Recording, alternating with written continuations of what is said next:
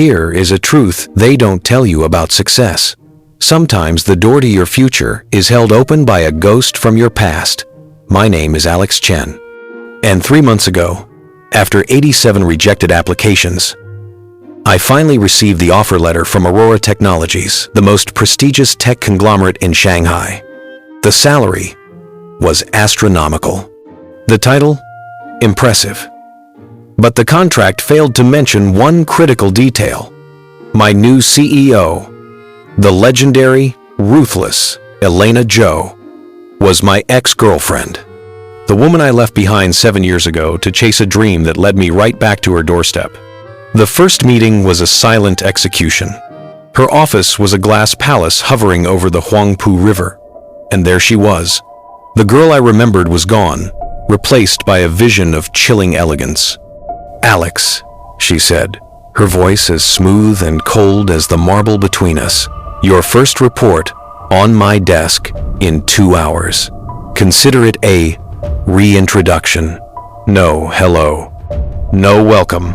Just a blade disguised as a task." That was my true first day. Not an orientation, but an unveiling of the war she had already declared. The siege was tactical. She'd schedule crucial meetings during my only free hour. She'd forward my proposals to the entire board with a single devastating comment: "Lacks foundational insight." Once, she made me represent the same project 3 times to different departments, each time criticizing a different, contradictory element. My colleagues began to look at me with a mixture of pity and fear. I was not just failing, I was becoming a cautionary tale. A living reminder of what happens when you cross Elena Zhou. Then, it became psychological.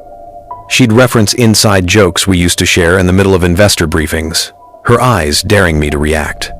I'd find old photos of us from a trip to Hangzhou, from a university hackathon mysteriously saved on my work desktop. It was a curated torture, designed to remind me not just of my professional failure, but of my personal betrayal. The man in the mirror grew hollow. Sleep became a foreign concept. I started drafting my resignation letter a dozen times, only to delete it, trapped by pride and a desperate, foolish hope. The breaking point was a 3 a.m. email. Subject line: Final Review. Attached was a flawless, completed version of the quarterly report I'd been killing myself over for weeks. Her note was just one line: "I anticipated you wouldn't meet the standard." It wasn't anger I felt. It was evaporation. The next morning, a formal severance envelope was on my desk. 3 months' pay.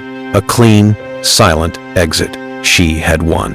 I packed my single box in the empty office, the ghost of my ambition finally laid to rest. But something stubborn in me refused to leave without looking the ghost in the eye.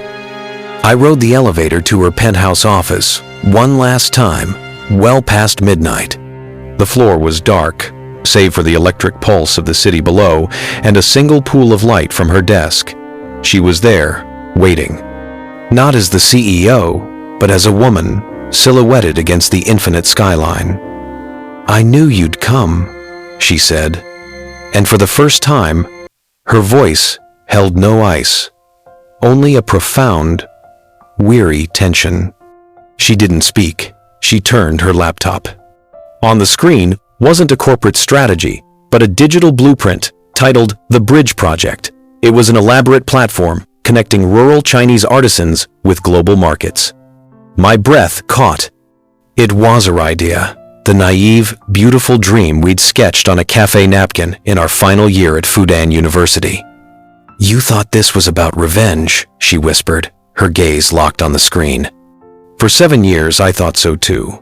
I built this empire fueled by that anger. But anger is a terrible foundation. It only builds prisons. She opened a drawer and pulled out that original napkin, preserved in a crystal frame. I needed to know if the idealist who drew this was still alive in you, or if the man who left me had killed him too. The pressure, the impossible tasks, the humiliation. It wasn't to break you, Alex. It was a furnace. I needed a partner who could survive it. "Because what we build next," she said, pointing to the blueprint glowing in the dark, "will face pressure 1,000 times greater." She slid a new envelope across the glass. Not severance. Inside was a partnership agreement for the bridge project and a single ticket to Yunnan province. The first village council meets next week. They're waiting for us. My hands didn't tremble this time. The ghost was gone. In her place stood my oldest friend and my greatest challenge. The past wasn't a shackle, it was the blueprint. And the future was no longer a door to walk through, but a bridge we would build, together. I picked up the ticket. The city lights of Shanghai glittered below, not as a kingdom she had conquered, but as a testament to the foundation she had laid for both of us.